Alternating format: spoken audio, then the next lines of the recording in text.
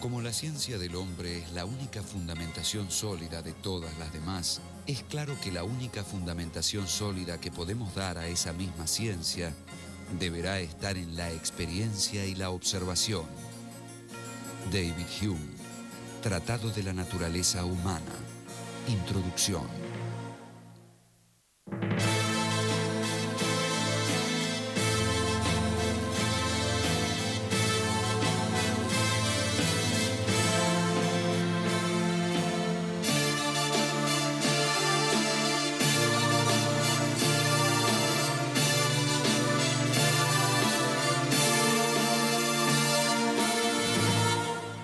David Hume.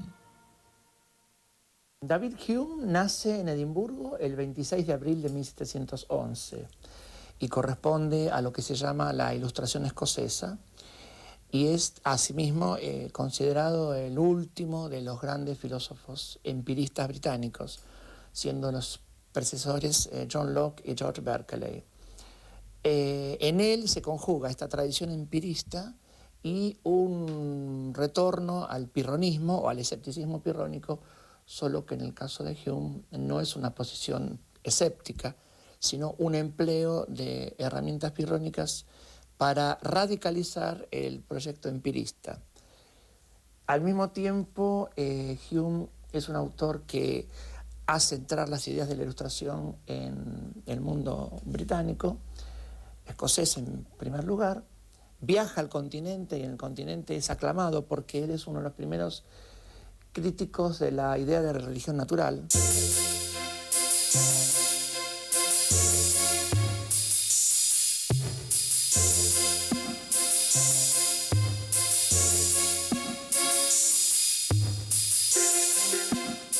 David Hume nació en Escocia, en el seno de una familia vinculada con la nobleza, aunque con no demasiada fortuna. Huérfano de padre desde los 2 años, se crió con su madre, su hermana y su hermano mayor. Según la usanza tradicional, fue el hermano mayor quien heredó las tierras familiares. El joven David fue destinado tempranamente a la carrera judicial. La familia convencida de que él tal vez podía estudiar, digamos, leyes, se le había propuesto estudiar abogacía, y él tenía gran fervor por todo lo que eran los problemas más que nada filosóficos. Él mismo reconoce que en la infancia no le interesaba absolutamente ningún otro tema que no fuese su pasión literaria. Comienza a leer a Virgilio, a Cicerón, a los grandes autores clásicos, y entonces de alguna manera dice: mientras toda mi familia cree que yo estudio abogacía o leo autores relacionados con el derecho, mi gran pasión son los autores filosóficos, ¿no? Es un poco el contexto en el cual Hume comienza su vida académica. Hume no era suficientemente rico para dedicarse a la filosofía o a las letras. Por eso, obtuvo su habilitación en abogacía y a partir de 1732 ejerció la profesión en Bristol. Unos meses después, víctima de agotamiento físico y nervioso, marchó a Francia decidido a vivir de su pluma. Se instaló en la ciudad de La Flèche, la misma en la cual había un antiguo colegio jesuita en el cual se formó en su juventud Descartes. Y en esa ciudad Hume se concentró durante 2 o 3 años redactando su primera obra importante, que es el Tratado sobre la Naturaleza Humana. Este tratado sobre la naturaleza humana, que él lo concluyó en el año 1737, o sea, cuando tenía 26 años, es un trabajo que no tuvo éxito inmediato y desalentó mucho a Hume. Cuando Hume escribe el Tratado de la Naturaleza Humana era joven y pensaba que iba a ser aclamado como el gran renovador de la filosofía moral. Filosofía moral es el nombre con el que en el siglo XVIII se conocía lo que hoy llamamos ciencias humanas. Bueno, el tratado se publica y pasa sin pena ni gloria, lo que le suma en desesperación.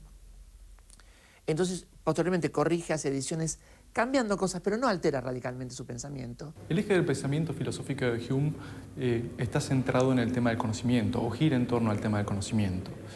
Él es heredero de toda una tradición empirista que empieza con Locke y con Berkeley, donde se planteaban el problema de qué es lo que yo puedo conocer. o sea, de en realidad basar el conocimiento en la experiencia y qué problemas se presentan a partir de la experiencia. En los modernos, el gran problema es que la realidad se hace sospechosa. Aparece el llamado problema del mundo externo.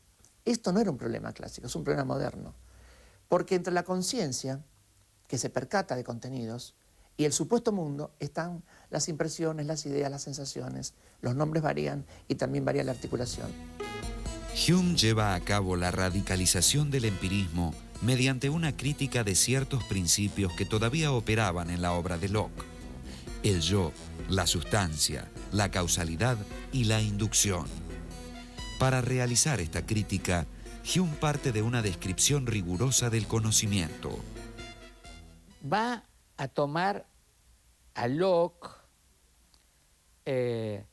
sacando el lado del objeto, es decir, a lo que Locke llamaba sensaciones e ideas, y la palabra idea era una idea que tenía que ver con muchas cosas, tenía que ver con proposición, con acto volitivo, con representación mental.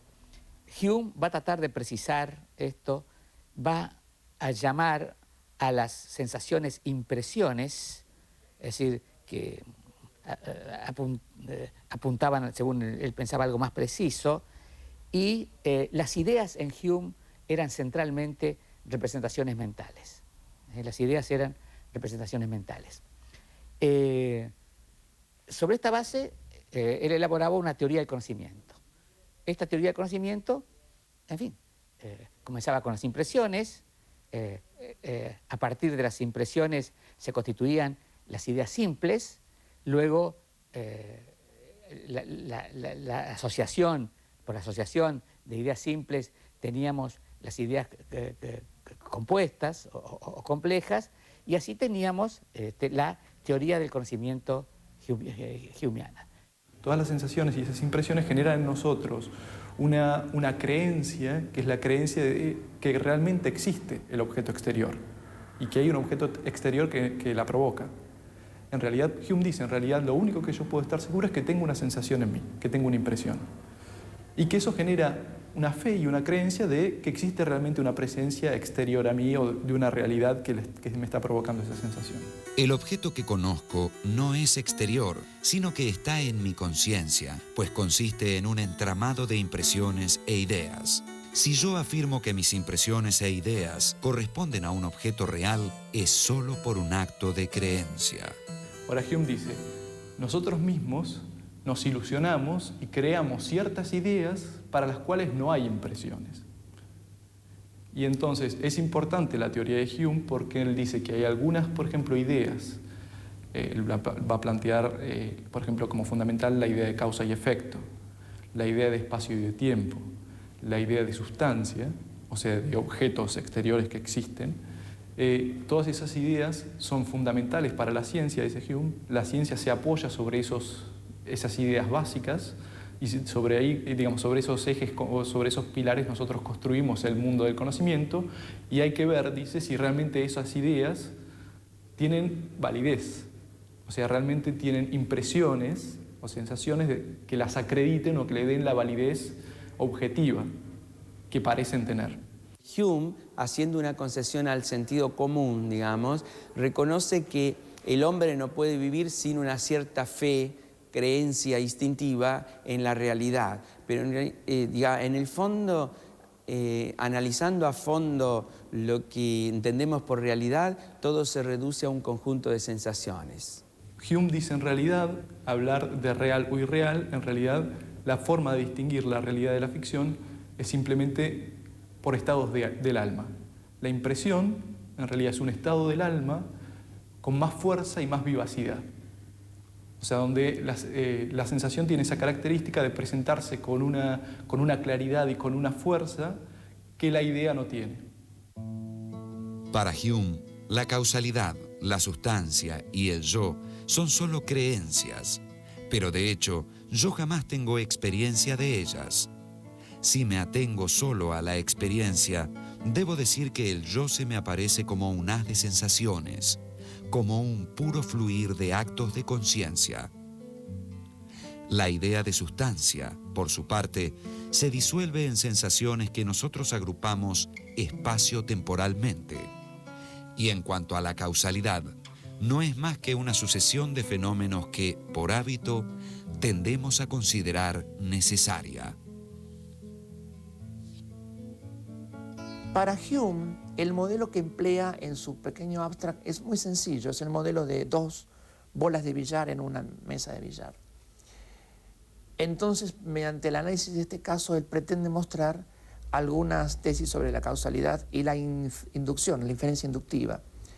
En Hume se puede considerar que están empaquetadas o que van conjuntamente su tesis sobre la causalidad, su tesis sobre la inducción y su tesis sobre las leyes naturales. Y conectada con su tesis de las leyes naturales, su rechazo a los milagros. Estas cuatro nociones son como solidarias en la filosofía humeana. El problema de la causalidad está ligado al problema de la inducción en Hume. Es decir, por el hecho de que observemos un cisne blanco, 10 cisnes blancos, 10 millones de cisnes blancos, 1000 millones de cisnes blancos, no podemos en sentido estricto concluir que todos los cisnes son blancos, porque eso, en fin, va a ser conmovido cuando, en fin, pensemos en una visita a Australia, cuando aparezca el primer cisne negro. O sea que el problema de la inducción, que es un método muy aceptable, pero sin embargo tiene un gravísimo problema con respecto a su fundamentación o justificación. Es decir, porque los mismos principios que justificarían la inducción, el principio de regularidad de la naturaleza, por ejemplo, han sido obtenidos inductivamente. Por lo tanto, no justifican ni fundamentan absolutamente nada.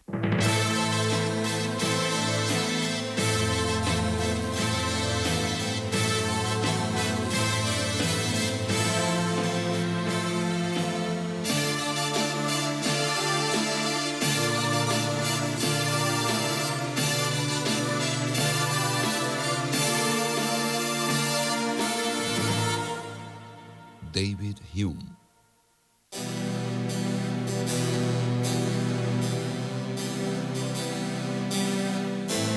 Los dos primeros libros del Tratado de la Naturaleza Humana, escrito en 1737, fueron publicados en 1739. El tercero en 1740. Poco más tarde, entre 1741 y 1742, Hume publicó sus ensayos sobre moral y política, que le dieron cierto éxito intelectual y material. Lo que lo alentó mucho y lo levantó del desaliento que había causado el fracaso de su tratado sobre la naturaleza humana fueron los ensayos sobre moral y política, que le dieron cierto renombre social y cultural. El motivo a mí me parece que es el estilo menos apasionado, más reposado, y luego el hecho de que esa obra no tiene la estructura de un tratado, que es mucho más pesado para leer, y además tocó temas que interesaban al gran público. Por ejemplo, temas de economía, temas sobre el enriquecimiento de las naciones, opiniones sobre el trato social, sobre las relaciones políticas. Entonces agradó mucho eso y comenzó el periodo próspero, digamos, que le permitió con el tiempo a Hume tener una vida bastante holgada, incluso económicamente, como él confiesa en su autobiografía. El moderado éxito de sus ensayos sugirió a Hume la idea de reescribir su tratado. La reelaboración de la primera parte sería publicada recién en 1748 y luego nuevamente en 1751 bajo el título Investigación sobre el entendimiento humano. En ese mismo año, publicaría la refundición de la última parte del tratado, bajo el título Investigación sobre los principios de la moral. De ese primer núcleo del Tratado sobre la Naturaleza Humana salieron dos obras importantes. Una sobre el entendimiento humano, que abarca la teoría del conocimiento, y otra sobre los principios de la moral, ¿no?, que corresponden a desarrollos de los dos primeros libros del tratado primero y del tercero, que había sido dedicado a las pasiones, aplicado a la moral. O sea que no solamente fundamenta nuestros juicios morales y lo que es bueno y lo que es malo, sino que al mismo tiempo determina la condición política del hombre, ¿no? Y el reunirse en sociedad con otros. Entonces yo me reúno en sociedad con otros porque soy capaz de sentir como los otros sienten y saber lo que es agradable para todos o desagradable para todos, o justo o injusto. Entonces esa es un poco la idea central o el fundamento a través del cual Hume después desarrolla toda su moralidad y su perspectiva política o su teoría política, ¿no? Se juzga que es justo aquello que, en lo cual nos ponemos de acuerdo con cierta imparcialidad para poder convivir y buscar la utilidad recíproca. De modo que el criterio de lo que es justo y lo que es injusto lo establece la sociedad con sus costumbres. Los ensayos y la reelaboración del tratado dieron a Hume un discreto reconocimiento, pero a la vez le hicieron fama de escéptico y ateo. Por ese motivo, ya en 1745 se le negó una cátedra en la Universidad de Edimburgo. Hume necesitaba, pues, un trabajo, y lo encontró, primero como preceptor del marqués de Annandale y luego como secretario del general St. Clair en una frustrada expedición al Canadá contra los franceses. La aventura le valió a Hume el ingreso en la vida diplomática. Fue secretario de embajada en varias ciudades europeas, volvió a su ciudad natal y trató nuevamente de obtener una cátedra en la universidad, esta vez con el respaldo de su amigo, el economista Adam Smith. Pero otra vez fue rechazado en virtud de sus opiniones religiosas. En 1752 obtuvo un puesto muy importante en la biblioteca de Edimburgo. Eso le dio una tranquilidad muy grande para no tener preocupaciones ni de docencia ni nada por el estilo, un sueldo, entonces se dedicó de lleno a la elaboración de sus obras de historia de Inglaterra. Hizo una primera parte del reinado de los Tudor y luego retrocedió a la historia de Inglaterra desde Julio César hasta Enrique VII.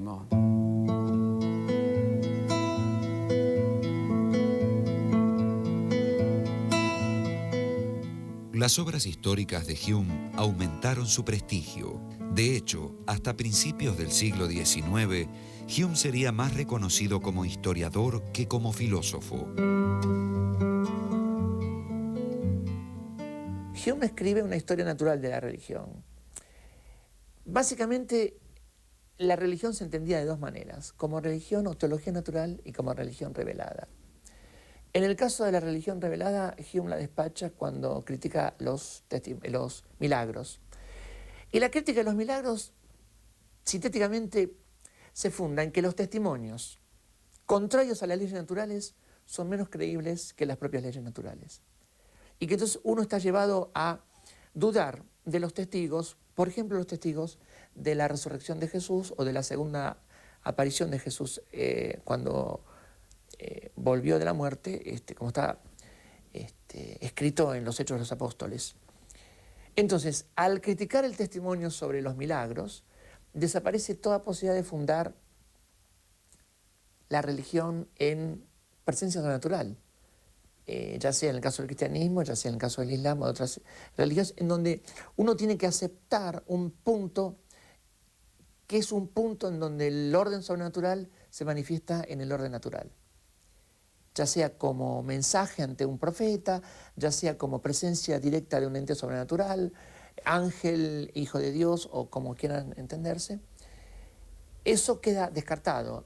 Aunque Hume, en los escritos que publicó durante su vida, evita hacer ataques directos a la iglesia anglicana, porque, digamos, su estatus social no se lo permitía, Sin embargo, en su crítica, y sobre todo en el último diálogo, aparece evidente que él en realidad es escéptico sobre toda forma de religión y tolera la religión con tal de que no moleste a la libertad de pensamiento. Y ofrece nuevamente ser secretario de embajada en París en el año 1763. Y él acepta, según él, por ciertos compromisos políticos y ciertas gentilezas que algunos hombres de la política habían tenido para con él, acepta y ese es el gran momento, digamos, donde Hume encuentra en el exterior todo el reconocimiento que no había tenido en Inglaterra. En París, Hume cultivó la amistad de algunos de los enciclopedistas e iluministas franceses más importantes. Se lo recibió como una figura relevante y Voltaire alabó su obra histórica sin reticencias. Incluso comenzó a llamarlo sin ironía San David. Cuando volvió a Inglaterra en 1766, llevó con él al filósofo ginebrino Jean-Jacques Rousseau, lo alojó en su casa y trató de conseguirle una pensión vitalicia, pero el difícil carácter de Rousseau produjo una pronta ruptura. El carácter de ambos autores era completamente opuesto y las ideas más opuestas todavía, de modo que se rompió esa amistad. Hume de alguna manera se convierte en mecenas de Rousseau e intenta conseguirle una pensión del rey Jorge III para que digamos, se pueda mantener. Rousseau era un personaje muy especial porque según algunos tenía digamos, ciertas manías persecutorias y entonces comienza a sospechar de que, digamos, él en el fondo quieren que le den la pensión, pero no quieren que se den cuenta, entonces cómo hacer para que no se den cuenta, y todo eso genera muchos roces con Hume, que termina con la ruptura de la relación.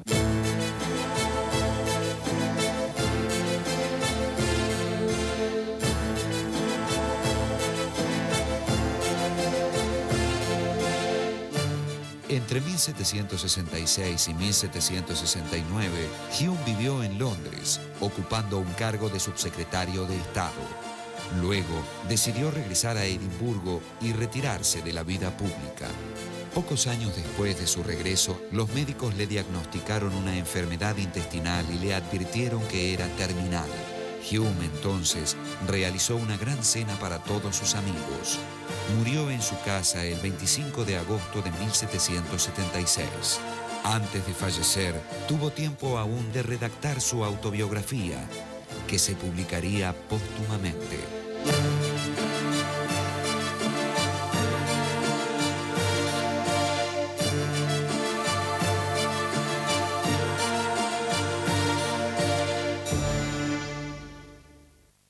Básicamente, dos tesis fuertes de David Hume, de la filosofía humeana, influyen en el siglo XX. Su crítica a la inducción y su tesis sobre la fundamentación de la moral. Digo esto porque prácticamente toda la filosofía analítica moral del siglo XX pivotó sobre la famosa distinción entre ser y deber ser, que adquiere Carta de Ciudadanía contemporánea en la obra de Moore, de George Moore, en los Principia Ética, pero que está formulada por primera vez por David Hume. Entonces, es un filósofo que no solo es relevante en el contexto del siglo XVIII y de la Ilustración, sino que es relevante porque en el siglo XX ha sido tal vez el filósofo más revisado o el más tomado como contemporáneo por los filósofos analíticos. Hay en su obra páginas que parecen llevar a cierta forma de irracionalismo que están presentes en nuestra sociedad. Luego hay una proyección de sus ideas morales y sociales en el tema del utilitarismo, que tanta influencia tiene en las sociedades contemporáneas, y también me parece que su figura es importante para entender todo el proceso de secularización de la sociedad occidental sobre todo la europea, en el sentido de eliminar el elemento de lo sagrado, digamos, de la vida cultural. Todavía hoy se puede hacer una lectura de Hume con cierta vigencia para los problemas epistemológicos actuales, fundamentalmente. Yo creo que siempre en todo autor hay algo que es intemporal, por más que no se lo lea actualmente o que su corriente de pensamiento ya sea pasada o haya tenido su época de auge en algún momento de la historia y hoy ya sea un recuerdo. Siempre en todo autor hay algo que perdura y que puede servir para la época o la situación actual. Creo que en Hume hay elementos que uno puede rescatar para la época posmoderna que sería la nuestra.